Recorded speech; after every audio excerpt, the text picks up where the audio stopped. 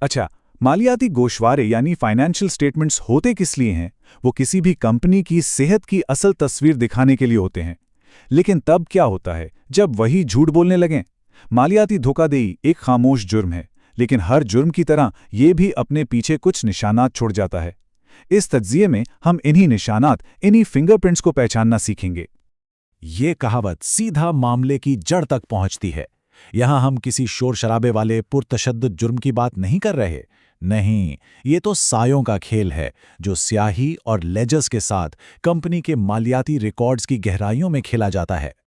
اور یہی تو سب سے بڑا سوال ہے نا؟ ایک ایسے جرم کو کیسے بے نقاب کیا جائے جس سے جان بوجھ کر پیچیدہ مالیاتی اصطلاحات کی تہوں کے نیچے دفن کر دیا گیا ہو؟ اس کا راز ان سراغوں میں ہے جو ہمیشہ ناگزیر طور پر پیچھے رہ جاتے ہیں۔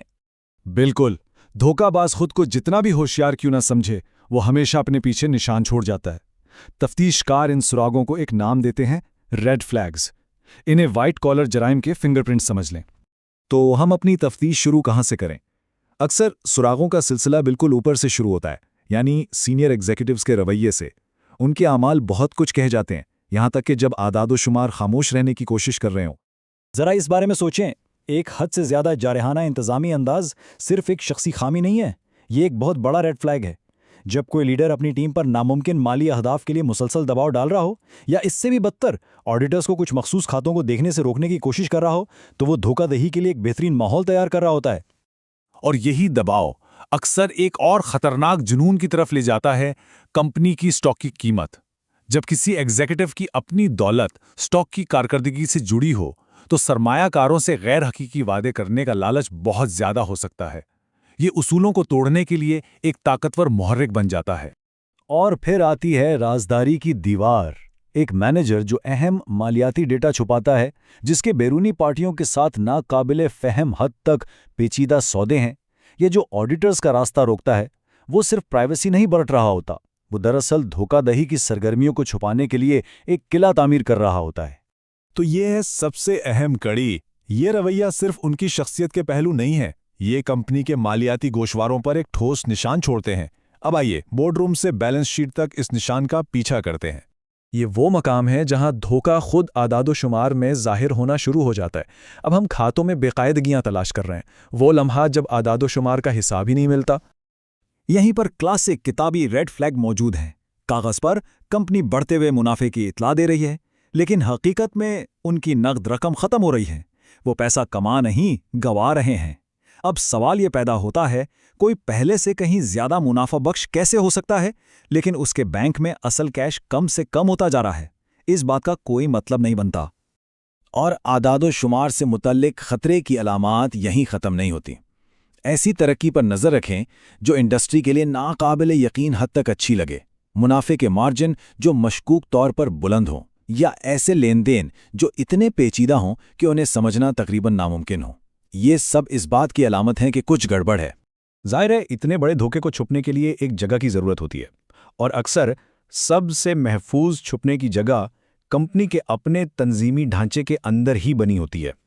کسی کمپنی کا اندرونی ڈھانچہ یا تو دھوکہ دہی کے خلاف ایک فائر وال کا کام کر سکتا ہے، یا اس کے لیے ایک استقبالی چٹائی کا۔ اب آئیے دیکھتے ہیں کہ ایک ناقص بنیاد یعنی ایک کمزور کارپوریٹ ڈھانچہ کیسا لگتا ہے۔ جب ایک شخص یا ایک چھوٹا سا گروہ تمام اختیارات رکھتا ہو اور کوئی انہیں چیلنج کرنے والا نہ ہو، جب کمپنی کا ڈھانچہ ایک الجھا ہوا جال ہو جسے سمجھنا تقریباً ناممکن ہو، یا جب اندرونی چیک اینڈ بیلنس کمزور یا غیر موجود ہوں، یہ وہ حالات ہیں جو بالکل اوپر کی سطح پر دھوکہ دہی کے لیے بہترین موقع پیدا کرتے ہیں۔ یہ ساختی خامیاں ایسی ٹرانزیکشنز کے لیے دروازہ کھول دیتی ہیں جنہیں جان بوجھ کر ناقابل سراغ بنانے کے لیے ڈیزائن کیا جاتا ہے۔ یہ وہ مالیاتی بھول بھلیا ہے جہاں دھوکہ چھپایا جاتا ہے۔ تفتیش کاروں کو مخصوص قسم کے لین دین پر توجہ مرکوز کرنے کی تربیت دی جاتی ہے۔ مثال کے طور پر ایسی کمپنیوں کے ساتھ بڑے سودے جن کے مالک خفیہ طور پر فرم کے اپنے ایگزیکٹوز ہوں، جو مفادات کا واضح ٹکراؤ ہے، یا سال کے آخر میں اچانک کیے گئے بڑے اور پیچیدہ سودے جو اکثر فروخت کے اعداد و شمار کو بڑھانے کے لیے ہوتے ہیں۔ اور ٹیکس ہیون ممالک میں بغیر کسی واضح کاروباری مقصد کے بینک اکاؤنٹس، یہ پیسہ چھپانے کا ایک کلاسک طریقہ ہے۔ یہ مالیاتی دھوکہ دہی کے پرانے اور آزمودہ راستے ہیں۔ تو ہمارے پاس رویے سے متعلق سراغ ہیں، اعداد و شمار سے متعلق سراغ ہیں، اور کمپنی کے ڈھانچے سے متعلق سراغ ہیں۔ इस पहेली का आखिरी टुकड़ा ये समझना है कि ये सब आपस में कैसे जुड़ते हैं। और ये सबसे अहम नुक्ता है, एक रेड फ्लैग खुद ब खुद ये मतलब नहीं रखता कि धोखाधड़ी हुई है। ये एक इंतबाही निशान है, गहराई में जाने की एक वजह है। लेकिन जब आप इन रेड फ्लैग्स का एक पैटर्न देखते हैं, जारे मैनेजर, अजीबोगरीब आदाद-ओ-शुमार, कमज़ोर कंट्रोल्स, तब आपके पास एक मजबूत केस होता है कि कुछ बहुत संजीदगी से गलत है। जो हमें एक आखिरी गहरे सवाल पर छोड़ जाता है, अगर धोखाधड़ी के ये फिंगरप्रिंट्स हमेशा मौजूद होते हैं तो इन्हें अक्सर इस वक्त तक क्यों नज़रअंदाज कर दिया जाता है जब तक बहुत देर ना हो जाए? क्या ये निगरानी की नाकामी है, जदीद फिनांस की पेचीदगी, या हमारी अपनी फितरत में कुछ ऐसा है जो हमें इंतबाही अलामात को नज़रअंदाज करने पर मजबूर करता है, बिल्कुल तबाही के लम्हे तक?